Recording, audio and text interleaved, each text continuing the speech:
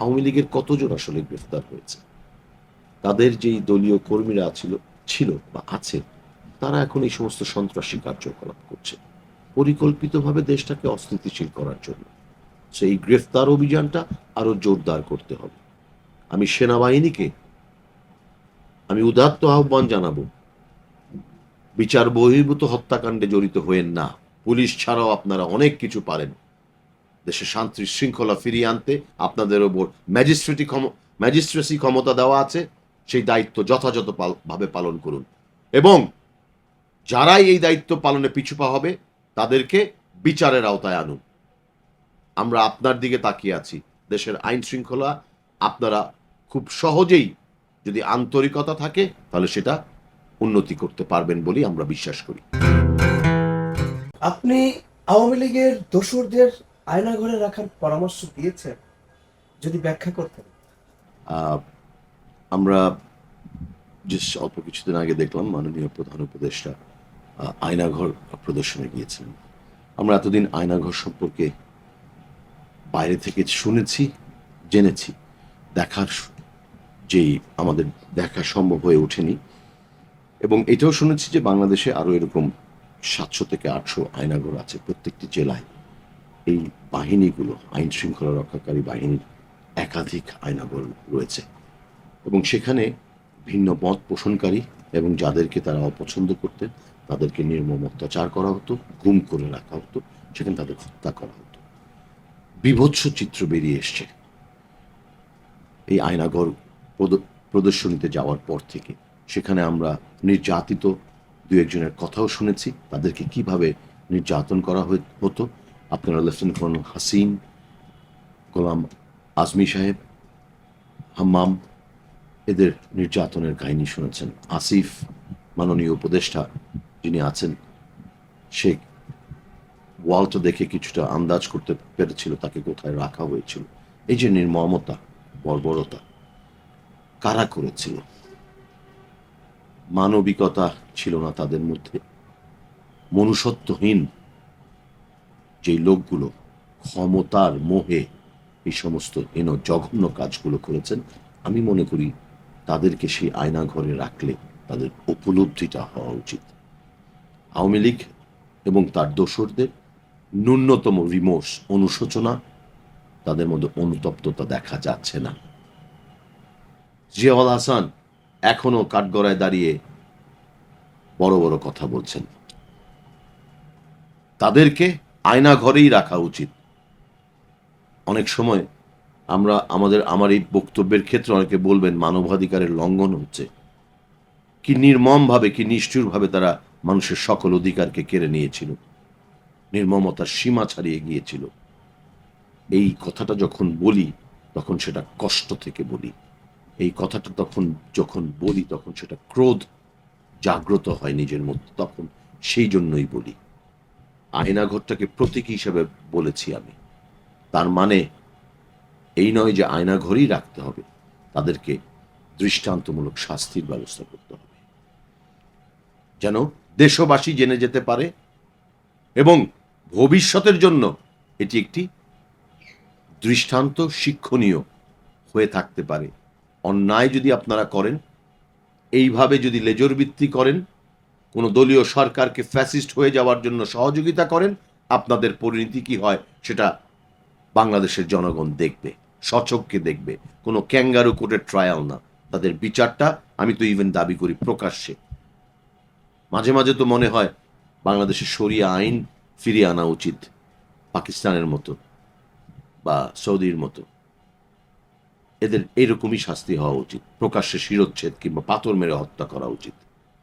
তারা যা করেছে এতটুকু, ওই শাস্তিগুলো তাদের জন্য যথার্থ নয়।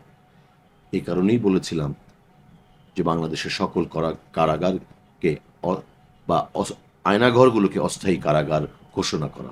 সম্প্রতি ঘটে যাওয়া একটি ঘটনা খুবই আহত করেছে অনেককেই।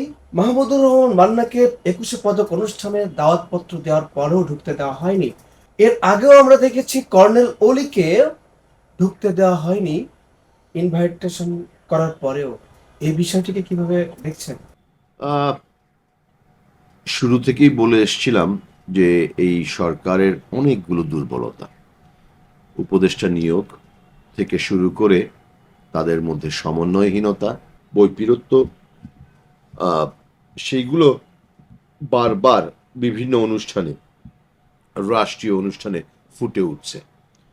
যেমন আমি যদি আগে পরের বা উদাহরণটি টেনে নিয়ে আসি, কর্নেল অবসরপ্রাপ্ত অলি আহমেদ বীর বিক্রম বাংলাদেশের একজন কিংবদন্তি। ওনাকে যখন ফরেন সার্ভিস একাডেমিতে এর আগে আমাদেরকেও যেভাবে দাওয়াত দেওয়া হয়েছে, ওনাকেও সেভাবেই দাওয়াত দেওয়া হয়েছে। দাওয়াতগুলো হয় খুবই আনপ্রফেশনাল ওয়েতে। হঠাৎ করে রাত্রে 12টায় আপনি একটি খুদে বার্তা পেলেন যে আগামীকাল 3টার সময় একটি বৈঠক। আপনাকে ফোন করেও জানানোর প্রয়োজন মনে করেন না। আপনাদের কাছে হয়তো বা দেখা গেল যে রাত্রে খুদে বার্তাটি পাঠানোর পরে দুপুরবেলা একটি তালিকা চাওয়া হলো কারা কারা যাবেন। সো আমরা তারপরেও তাদের সাথে সর্বোচ্চ সহযোগিতা করার চেষ্টা করি। সেই ক্ষেত্রে যেটা হয়েছে, সেখানে শিল্প উপদেষ্টা বলেছেন যে একটা ভুল বোঝাবুঝি হয়েছে। এসএসএফ এর কাছে কর্নেল অবসরপ্রাপ্ত অলি আহমেদের নামটি ছিল না, এবং যার ফলে অলি আহমেদকে ঢুকতে দেওয়া হচ্ছিল না। কিন্তু আমি মনে করি এখানেও একটি ষড়যন্ত্র আছে, যা এসএসএফ বা বাংলাদেশের যারা এই দায়িত্বগুলো আছেন তারা কি জানেন না অলি আহমেদকে?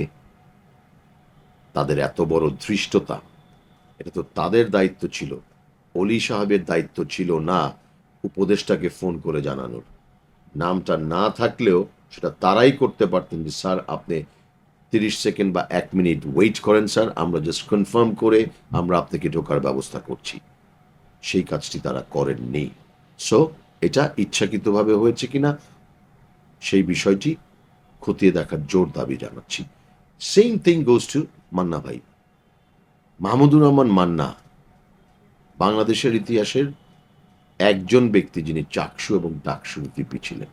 তাকে চেনে না এমন কে আছে? তাকে দাওয়াত দেওয়া হলো কিন্তু তার নাম তোলা হয়নি আমন্ত্রিত অতিথির জায়গায়। আমি মনে করি এইখানেও ষড়যন্ত্র আছে, অথবা পরিকল্পিতভাবে তাকে হেয় করার জন্য এই কাজটি করা হয়েছে। এই বিষয়গুলো আমি মাননীয় প্রধান উপদেষ্টার দৃষ্টি আকর্ষণ করছি। প্রত্যেকটি লোককে সম্মান দেওয়া ব্যবস্থা করুন, তাহলেই আপনারা সম্মানিত হবেন। কাউকে অসম্মান করার দায়িত্ব আপনাদের না, আপনাদেরকে আমরা দেইনি, তাহলে আপনারাও অসম্মানিত হবেন।